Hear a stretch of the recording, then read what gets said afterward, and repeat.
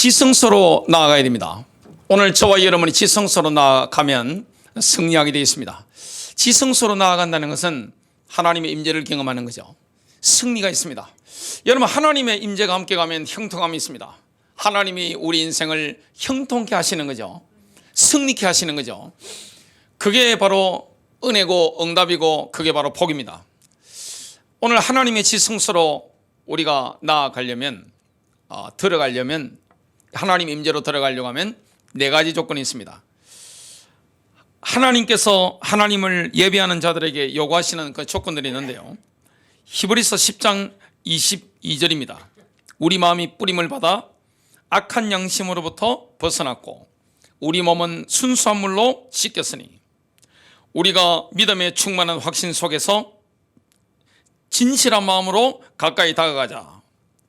하나님께서 하나님을 예배하는 자들이 요구하시는 첫 번째 조건이 있습니다. 그것은 바로 진실한 마음입니다. 하나님은 오늘 우리가 지성소로 나갈 때 뭘 원하십니까? 진실한 마음입니다. 이거는 바로 진실성을 말하죠.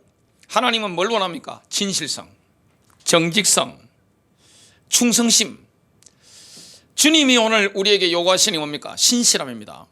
변하지 않는 겁니다. 믿을 수 있는 마음. 그걸 주님이 오늘 원하시는 거죠.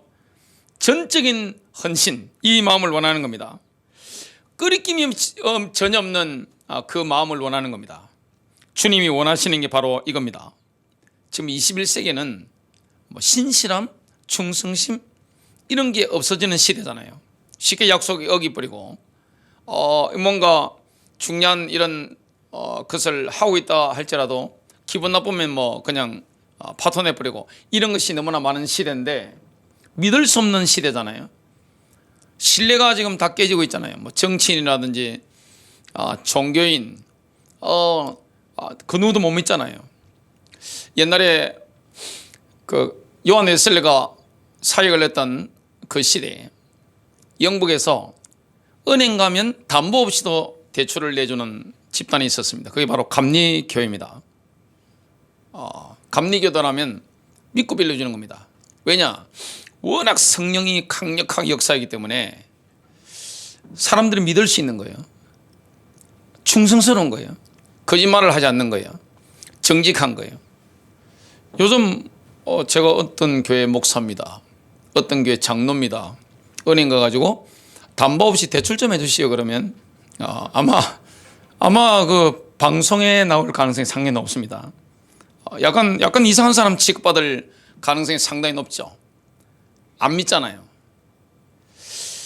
하나님은 오늘 지성소로 우리가 들어가면 승리하는데, 하나님의 임재 가운데 들어가면 승리하는데, 저와 여러분 인생이 하나님의 임재 가운데 함께 가면 그칠 게 없습니다. 형통함이 나타납니다.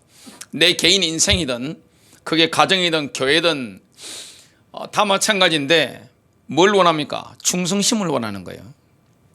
신실함을 원하는 거예요. 정말로 믿을 수 있는 사람, 정직한 사람. 여러분, 신실함이 없다, 하나님의 임재로 절대 못 들어갑니다. 정직성이 없다, 들어갈 수가 없는 겁니다. 거짓으로 가득한 마음, 쉽게 약속을 어기는 그 마음으로는 하나님의 임재에 들어갈 수가 없는 거죠. 하나님께서 하나님을 예배하는 자들에게 원하시는 가장 먼저 요구하시는 게 뭡니까? 바로 진실한 마음입니다. 하나님은 진실성을 원하는 거예요. 죄를 지었다 할지라도 진실하게 나아가서 자백해야 됩니다. 숨길 게 아무것도 없습니다. 시편 51편 6절에서 10절입니다. 지금 다윗이 범죄한 이후에 엄청난 범죄를 한 이후에 회개하면서 지은 시입니다. 보소서, 주께서는 마음에 있는 진실을 원하시오니 주께서는 감추어진 곳에서 나로 지혜를 알게 하시리다. 웃을초로 나를 정결하게 하소서. 내가 깨끗게 되리다. 나를 씻기소서. 내가 눈보다 더 희게 되리다. 나로 기쁨과 즐거움을 듣게 하소서. 주께서 꺾으신 뼈들이 절구하리다. 나의 죄로부터 주의 얼굴을 가리소서. 나의 모든 죄악들을 지워버리소서. 오 나의 하나님이여, 내 안에 깨끗한 마음을 창조하시고 내 안에 바른 영을 새롭게 하소서. 다윗은 오늘 고백하면서 하나님이 원하시는 게 뭔지 알았습니다. 죄를 지었다 할지라도 진실해야 됩니다. 솔직하게 내가 고백하는 거예요. 정직하게 하나님 앞에 뭐 하는 겁니까? 내가 지은 죄들을 다 자백하고 나아가는 겁니다. 오늘 하나님의 임재 가운데 들어가려고 하면 정직해야 됩니다. 그 신실해야 되는 거예요. 내가 신실하지 않고 하나님을 향한 그 충성심이 없다, 진실성이 없다, 정질성이 없다, 헌신이 없다, 임재로는 절대 못 들어가는 걸 오늘 말씀하고 있습니다. 시편 139편 21절 22절을 한번 읽어보겠습니다. 오 주여, 내가 주를 미워하는 자들을 미워하지 아니하니까? 주를 치려고 일어나는 자들로 인하여 내가 근심하지 아니하니까? 내가 그들을 완전한 미움으로 미워하오며 그들을 나의 원수들로 여기나이다. 과연 기독교인이 이렇게 말하는 게 옳은 것인가? 그렇게 질문을 드리면 예스라고 대답하실 분도 있고 노라고 하실 분도 있습니다. 계속 이어지는 고백이 있습니다. 시편 139편 23절입니다. 오 하나님이여, 나를 살피사 내 마음을 아시고 나를 시험하사 내 생각들을 아시옵소서. 오늘 주님이 우리에게 원하는 게 뭡니까? 자백하는 겁니다.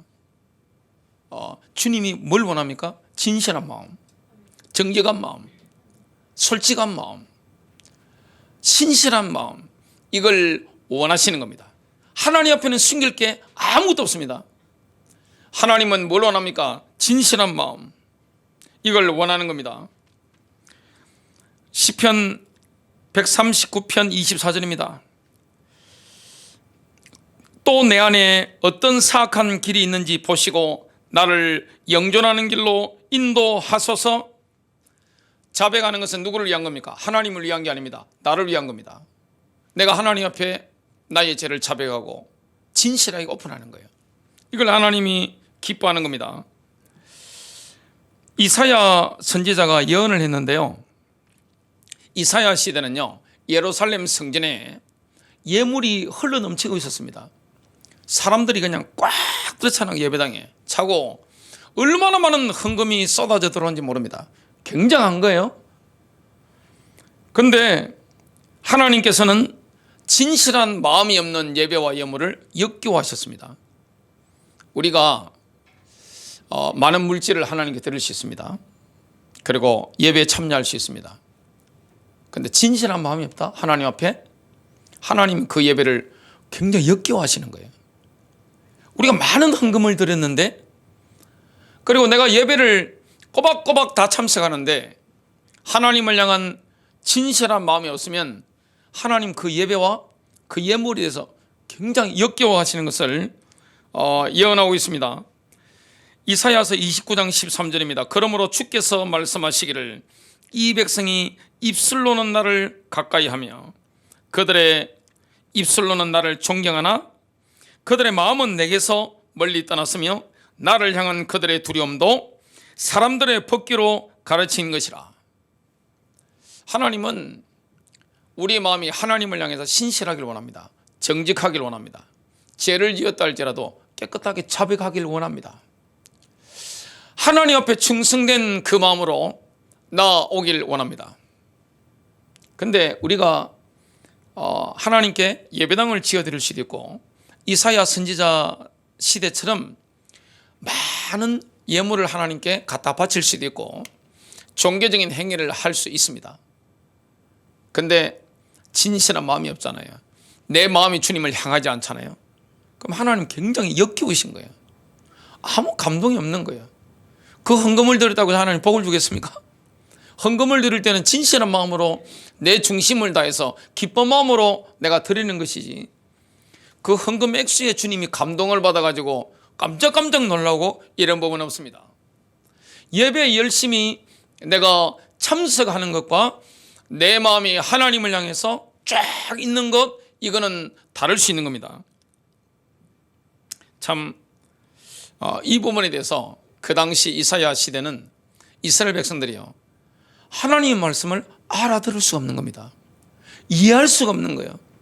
이해를 못했기 때문에 이사야를 죽이는 것을 우리가 역사에서 볼 수가 있습니다. 예수님께서도 똑같이 말씀했습니다. 예수님의 말씀을 보면 이사야 선지자의 글을 그대로 인용하셨죠. 바리새인들의 종교적인 죄였던 위선을 신랄하게 비판하셨습니다. 여러분, 이 위선이라고 하는 것은 뭡니까? 연기자에서 왔습니다. 헬러 연기자, 위선이라는 단어가 연기자에서 온 겁니다. 연기를 하는 거죠. 우리가 바리새인이 되면 연기를 할 수 있습니다. 하나님을 향한 마음이 없는데도 불구하고 연기를 할 수 있습니다. 건물을 지을 수도 있고, 내가 엄청난 예물을 하나님께 바치는 것처럼 보일 수 있고, 내가 종교적으로 예배에 꼬박꼬박 참석할 수 있고, 하나님께 많은 영광 돌리는 행위들을 할 수 있습니다. 근데 진실한 마음이 없이 이게 되어진다. 연기하는 거죠. 위선이죠. 그 부분에 대해서는 주님이 굉장히 신랄하게 비판하셨던 것을 보게 됩니다. 공허한 종교죠. 단순히 연기자들처럼 옛날에는 뭘 바꿔 썼는가 하니까 마스크를 쓰고 이렇게 다녔습니다. 이 역할을 할 때는 이 마스크가 끼고, 이 역할을 할 때는 이런 새로운 마스크를 이렇게 착용하고 이렇게 한 겁니다. 어떤 분들은 집에서 쓰는 목소리 톤하고 대표기도 목소리 톤이 다릅니다. 여러분, 대표기도 같은 거 할 때 20분씩 하면 될까요, 안 될까요? 저는 장로님들이 대표기도 하시는데 뭐 18분, 진짜 뒷목 잡죠. 다들 딴 데가 뒷목 잡는데 18분. 어떤 분은 한참 이렇게 기도하시는데 저분이 어떻게 저렇게 기도하실까 싶어가지고 제가 목사인데도 불구하고 하도 어이가 없어가지고 눈 뜨고 봤습니다. 노트를 가지고 올라가신 거예요. 그래가지고 창세기부터 요한계시록까지 읽으시더라고요. 그날 제가 시간을 재봤습니다. 23분. 그 누구 앞에 하는 거죠? 사람 앞에 하는 겁니다. 어떤 분들은 뭐 갑자기 대표기도 할 때 보면 목소리 톤이 딱 바뀌어가지고 거룩하신 하나님께서 이렇게 막 하고, 제일 먼저 어이가 없는 게 누구겠습니까? 그 집에 배우자나 자식들이겠죠. 얼마나 놀라겠습니까? 하나님은 뭘 가장 역겨워하십니까?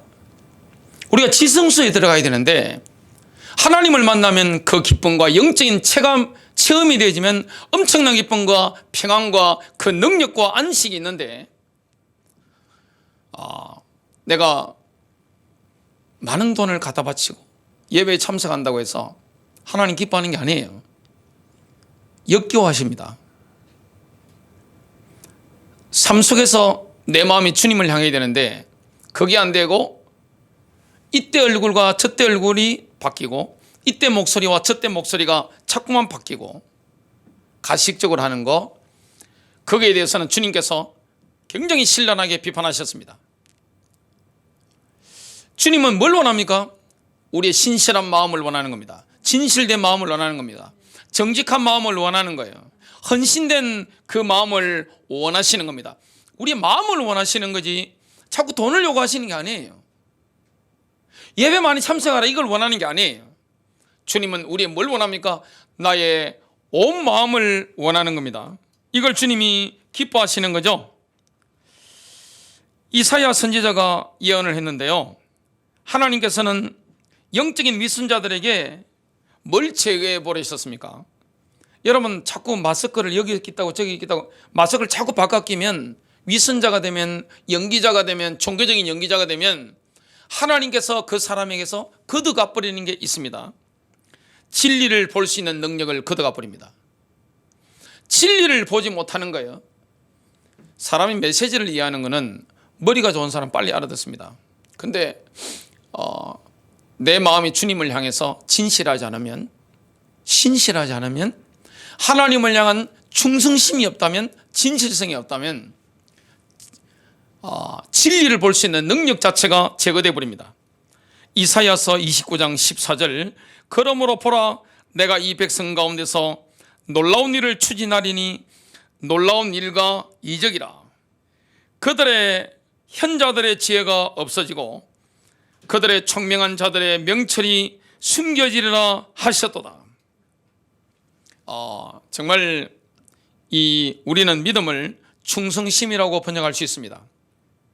하나님은 누구에게 지성소에 들어갈 수 있는 은혜를 강력하게 부으십니까? 누가 하나님의 임재를 강력하게 경험합니까? 하나님을 향한 충성심이 있는 사람, 신실함이 있는 사람, 변함이 없는 사람, 하나님 딱 보실 때 믿을 수 있는 사람, 믿을 수 있는 사람. 두 번째입니다. 하나님께서 예배자에게 요구하시는 두 번째 조건이 있는데요, 그것은 바로 믿음의 충만함입니다. 믿음에서 오는 충만한 확신, 충만한 믿음. 여러분, 믿음 뭡니까? 믿음은 결단입니다. 충만한 믿음을 갖는다는 것은 무엇입니까? 시편 119편 128편, 그러므로 내가 모든 것에 관한 주의 법규들을 바른 것으로 여기며 모든 거짓된 길을 미워하나이다. 하나님께서 말씀하시는 건 다 옳은 겁니다. 하나님이 우리에게 말씀하시는 것은요, 뭐든지 다 옳은 겁니다. 믿음은 느낌이나 감정이 아닙니다. 결단입니다. 우리는 하나님께서 말씀하시는 것에 옳다고 동의해야 됩니다. 믿음은 뭘 결단하는 겁니까? 그리스도와 성경에 대해서 결단하는 겁니다. 저는 그 결단을 했습니다. 저는 그리스도를 믿기로 고등학교 때 결단했습니다. 그리고 고등학교 때 성경이 진리라는 것에 제가 결단을 했습니다. 그 이후부터 주님이 저에게 주신 게 뭐냐? 절대적인 평안입니다. 고린도후서 10장 4절 하반절부터 5절입니다. 우리는 헛된 논쟁을 무너뜨리고 하나님의 지식을 대적하여 높아진 모든 오만을 무너뜨리며 모든 생각을 사로잡아 메시아께 복종시킵니다. 우리는 뭘 해야 됩니까? 한 가지 굴복시키게 되는 게 있는데, 우리 안에는 하나님과 논쟁하도록 훈련된 마음이 있습니다. 이 옛자가 있기 때문에, 옛 사람이기 때문에 자꾸 하나님과 논쟁하려고 하는 이런 것들이 있습니다. 육신의 생각은 본능적으로 하나님을 대적합니다. 하나님의 말씀은 이렇게 나오는데 나의 육신의 생각이 자꾸 올라오는 거죠. 옛 본성에 의해 다스려지는 생각은 하나님을 대적합니다. 하나님을 대적하는 생각을 사로잡아서 그리스도께 복종시키는 것은 누구의 책임입니까? 그건 하나님의 책임이 아니에요. 내 책임입니다. 우리는 그 원수에게 자유를 주면 안 됩니다. 우리는 하나님의 말씀에 동의하는 겁니다. 하나님의 말씀대로 내가 믿기로 결단하는 겁니다. 야고보서 1장 6절부터 8절입니다. 오직 믿음으로 구하고 아무것도 의심하지 말라. 의심하는 자는 마치 바람에 밀려 요동하는 바다 물결과 같으니 그 사람은 주께로부터 어떤 것이든 받으리라 생각하지 말라. 두 마음을 품은 사람은 그의 모든 길에 안정이 없느니라. 하나님께서 말씀하시는 것은 무조건 옳은 겁니다. 그렇게 믿기로 내가 결단하는 겁니다. 이게 바로 믿음입니다. 이것이 바로 충만한 믿음입니다. 깜짝 놀랄 만한 사실이 하나 있는데요, 우리가 진리를 믿지 않으면 우리는 거짓을 믿게 됩니다. 인간은 뭔가 믿습니다. 내가 이걸 믿지 않으면 이걸 믿는 거예요. 내가 분명히 믿어야 되는 걸 믿지 않으면 반대 것을 믿게 되어 있습니다. 데살로니가후서 11장 12절, 이로 인하여 하나님께서 그들에게 강력한 미혹을 보내시어 거짓말을 믿게 하시면, 진리를 믿지 않으면 거짓말을 믿게 되는 겁니다. 인간이 그런 존재입니다. 인간은 영적인 존재이기 때문에 진리의 말씀을 내가 믿지 않으면 거짓말을 믿게 되는 거예요. 우리는 하나님이 말씀하실 때 내 안에 옛자의 육신적인 본능이 올라옵니다. 이걸 제어시키게 됩니다. 뭘 믿기로 결단하는 겁니까? 하나님의 말씀을 믿기로 결단하는 거예요. 우리 눈에 보이는 것이 나를 속일 때가 있습니다. 그런데 하나님이 나에게 주신 그 레마가 있습니다. 그 레마를 내가 믿고 따라가기로 결단하는 겁니다. 그게 바로 충만한 믿음인데요. 12절, 진리를 믿지 않고 불의를 좋아하는 모든 자로 심판을 받게 하려 하심이라. 이게 바로 충만한 믿음입니다. 세 번째입니다. 하나님께서 하나님을 예배하는 자들의 요구하시는 세 번째 조건이 있습니다. 그 세 번째 조건은 바로 악한 양심으로부터 씻겨진 마음입니다. 예수를 진짜 믿고 사는 사람은 하나님의 임재 가운데 들어갈 수 있는데 죄책감이 없는 겁니다. 왜냐? 씻어졌기 때문에. 그리스도의 보혈로 내 영혼이 씻음 받았기 때문에 담대히 내가 하나님의 보좌로 지성소로 나아갈 수가 있는 겁니다. 이게 은혜죠. 우리는 예수님의 피 흘리신 희생의 죽음을 통해 어렵게 여겨진 겁니다. 마치 한 번도 죄 지은 적이 없는 사람처럼 이렇게 어려워진 겁니다. 깨끗한 거예요. 마귀가 우리를 딱 보는데 너무너무 어려운 거예요. 정죄할 수가 없는 거예요. 정죄가 불가능한 거예요. 양심의 평안함이 있잖아요. 그리스도의 보혈로 씻음 받고 나서 우리의 영혼에 평안이 있잖아요. 양심에 씻음 받았기 때문에 양심이 떳떳하잖아요. 기독신자의 축복 중에 특권 중에 놀라운 것이 무엇입니까? 양심이 깨끗하잖아요. 양심이 떳떳하잖아요. 하나님 앞에 사람 앞에 양심이 떳떳한 겁니다. 보혈로 씻음 받은 겁니다. 로마서 5장 9절입니다. 그러므로 이제 그의 피로 어렵게 되었으니 더욱더 우리가 그를 통하여 진노로부터 구원받게 되리라. 더 이상 죄책감이 없죠? 왜냐? 예수님의 피가 우리를 어렵게 만들었습니다. 로마서 8장 1절, 그러므로 이제 그리스도 예수 안에 있는 자에게는 결코 정죄함이 없나니. 이걸 다르게 번역한다면 예수 그리스도와 연합한 사람들은 더는 정죄를 받지 않습니다. 예수 그리스도와 연합했기 때문에 더는 정죄를 받지 않는 거예요. 죄책감에서 영원토록 해방받아 버리는 겁니다. 왜냐? 씻음 받은 겁니다. 그 피가 나의 모든 죄를 용서하신 겁니다. 요한일서 1장 9절입니다. 만일 우리가 우리 죄를 자백하면 그는 미쁘시고 어로사 우리 죄를 사하시며 우리를 모든 불의에서 깨끗하게 하실 것이요. 요한일서 3장 21절을 보면요, 이렇게 말씀하죠. 만일 우리 마음이 우리를 책망하지 않는다면 우리는 하나님께 다가갈 확신이 있습니다. 시편 66편 18절입니다. 내가 마음속으로 불법에 관심을 두면 주께서 내 말을 듣지 아니하시리라. 하나님의 보좌로 나아가려면 죄책감을 넘어서는 겁니다. 나를 정죄하는 이걸 넘어서는 겁니다. 담대하게 나아가는 겁니다. 우리는 우리 마음에 어떤 종교적인 의심이라도 스며들도록 허락해서는 안 되는 겁니다. 눌려 사는 거긴 믿음이 아니에요.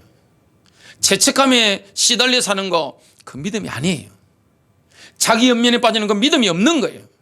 우리는 뭘 믿습니까? 그리스도의 보혈의 능력을 믿습니다. 하나님이 신실하시죠? 우리의 모든 죄를 용서하셨습니다. 모든 불의에서 우리를 깨끗하게 하셨습니다. 그래서 우리는 하나님의 임재 앞에서 움츠러들지 않는 겁니다. 우리는 당당하게 걸어갈 수 있는 겁니다. 하나님의 임재 앞으로 자신감 있게 당당하게 나아가는 겁니다. 레위기 26장 13절입니다. 내가 너희 멍에에 매는 것을 깨뜨리고 너희로 하여금 똑바로 걷게 하였느니라.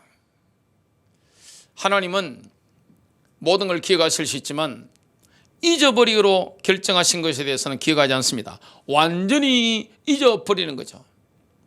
과거에 어두운 내가 지었던 죄책감, 여기에서 어떻게 하는 겁니까? 완전히 잊어버리는 겁니다. 하나님께서 해방받아 버리는 거예요. 죄책감에서. 그래서 그리스도인들은 뭐 하는 겁니까?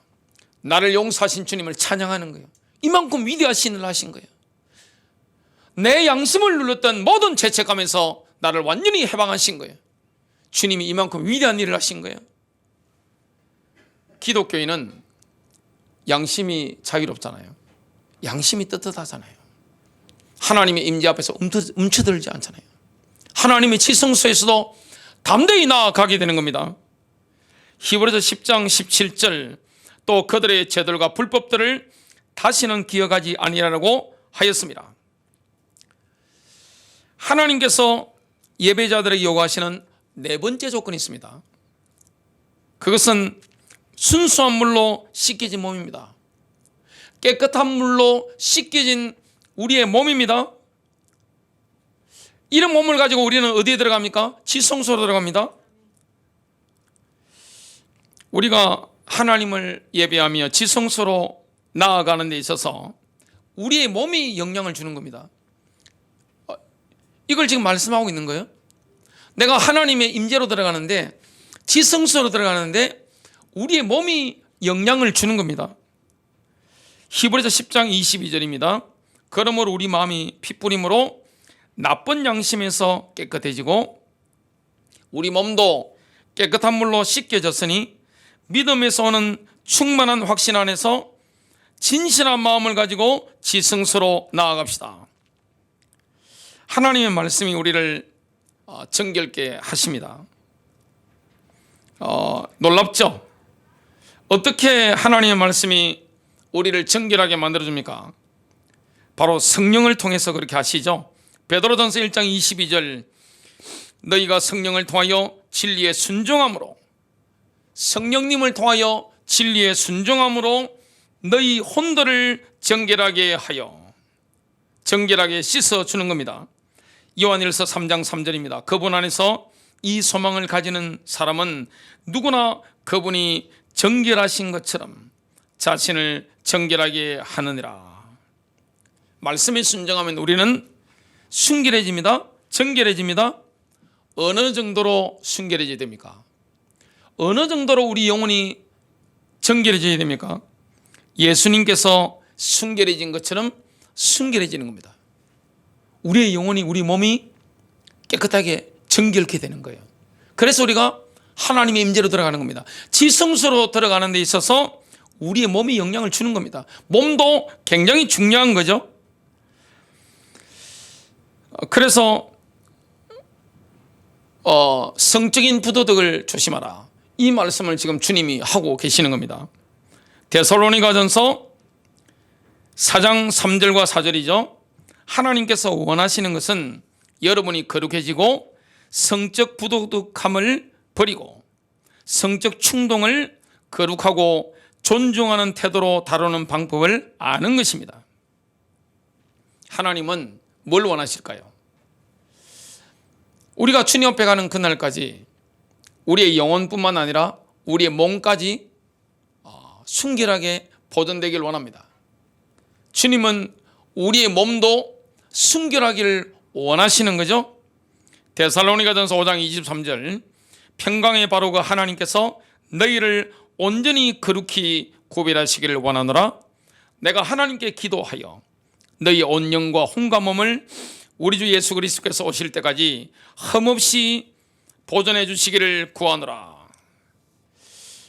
우리의 몸은요, 알고 보면 너무나 중요합니다. 왜 그렇습니까? 그리스도의 지체이기 때문에 그렇습니다. 머리는 누굽니까? 예수 그리스도죠. 그리스도의 지체입니다. 우리 몸이 그런 거예요. 그걸 고린도전서 6장이 굉장히 세밀하게 말씀하고 있습니다. 고린도전서 6장 12절입니다. 모든 것이 내게 합법적이나 모든 것이 유익한 것이 아니요. 우리는요, 아무거나 먹을 수 있죠. 라면도 먹을 수 있고 다 먹을 수 있습니다. 아이스크림도 먹을 수 있고 다 먹을 수 있습니다. 모든 것이 내게 합법적이나 내가 어떤 권세에도 얽매이지 아니하리라. 아이스크림을 4개씩 5개 먹어도 별 문제는 없습니다. 그죠? 큰 문제는 없는데 별 유익도 없죠. 우리 몸을 잘 보존하는 게 굉장히 중요하죠. 담배 같은 게 얼마나 나쁩니까? 저는 제가 5층에 사는데 일주일에 한두 번은 꼭 하는 게 있습니다. 집 주변에 청소 다 제가 합니다. 풀도 다 뽑고 담배 공조 다 줍고 쓰레기 다 줍고 이렇게 합니다. 깨끗해졌죠? 며칠 전에 보니까 담배곽을 저는 담배 살 일은 없으니까 주울 일은 많아요. 줌대 보니까 이 담배를 피면 성기능에 굉장히 문제가 오고 막 이런 게 있는 거예요. 무시무시한 게 막 있죠. 목에 뭐가 생기고 이런 거 사진 같은 나오죠. 우리의 몸을 깨끗하게 보존하는 거, 이게 굉장히 필요하죠. 몸에 나쁜 걸 굳이 할 필요가 우리가 없는 거죠. 주님 뭐라고 말씀합니까? 6장 13절, 음식은 배를 위하고 배는 음식을 위하나 하나님께서는 이것과 저것을 둘 다 폐하시리라. 이제 몸은 음행을 위하지 아니하고 주를 위하여. 몸은 음행을 위한 것이 아니라 주님을 위해서 있는 겁니다. 우리 몸이. 주께서는 몸을 위하시느니라. 그리스도의 지체는 바로 우리의 지체입니다.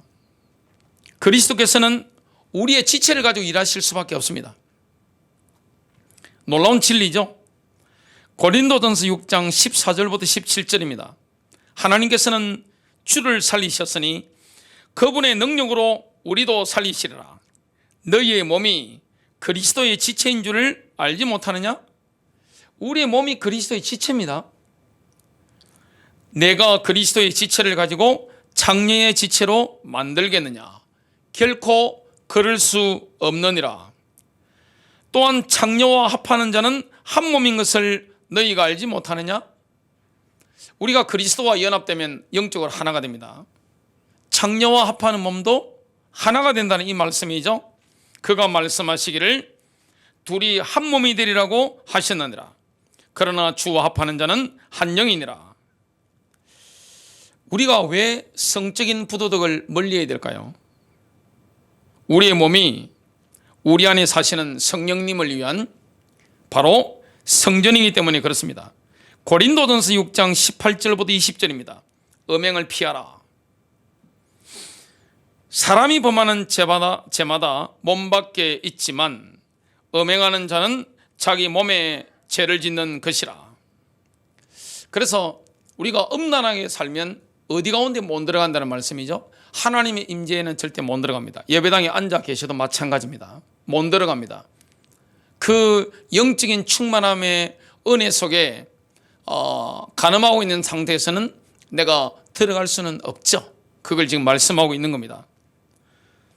18절 다시 읽습니다. 너희 몸은 너희가 하나님으로부터 받은 바 너희 안에 계신 성령의 전인 것을 알지 못하느냐?